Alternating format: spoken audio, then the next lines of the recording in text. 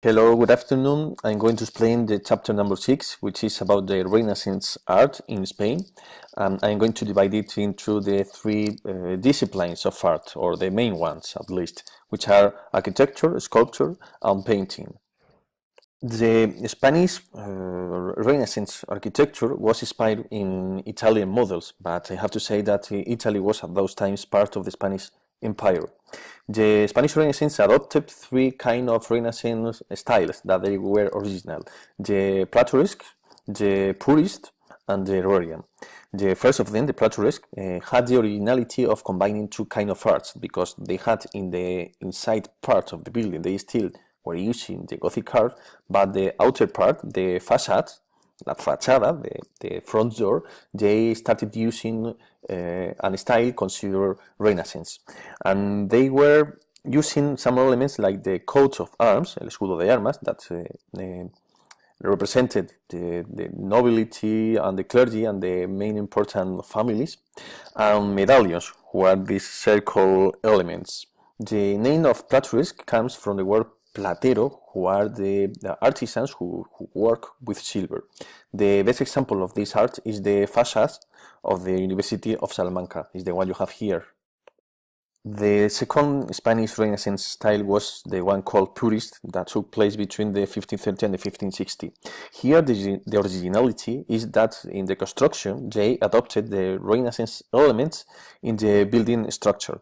It means that they did the building according to the human measures. The second thing, this is original from Renaissance, even that the decorative element that we have in the facade, in the wall, they were made bigger. This is the best known example. This is inside the Alhambra Palace, and it was constructed by Charles I when they had recently conquered the city of Granada. And here we have the example of the third Spanish Renaissance style, which is the one called Herreriano, that took place in the last 40 years of the 16th century. And the name is given because of the architect Juan de Herrera, who was in charge of the construction of the monastery of El Escorial.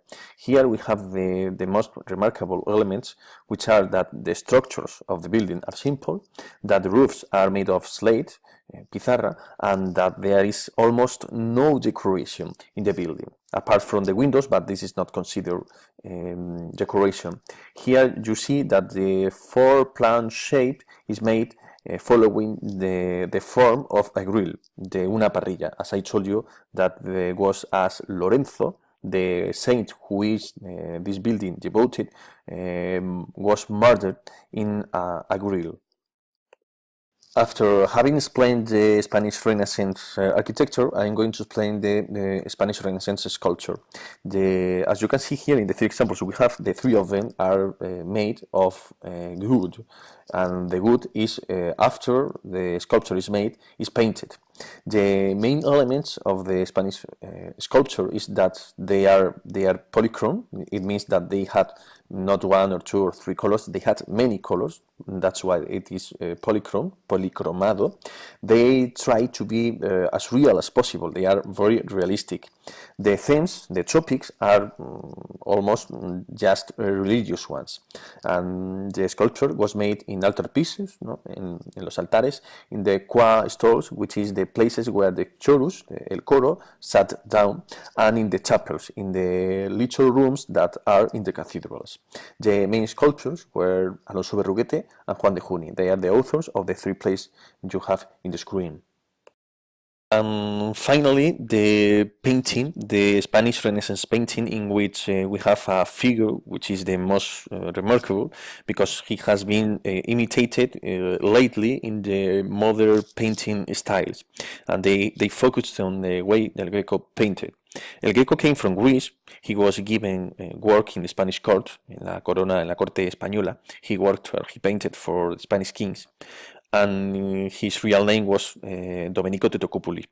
He had a very personal style for his times. The main elements of the style he had is, to start with, the figures, the people he painted. They were enlarged, they were drawn longer than they are for real.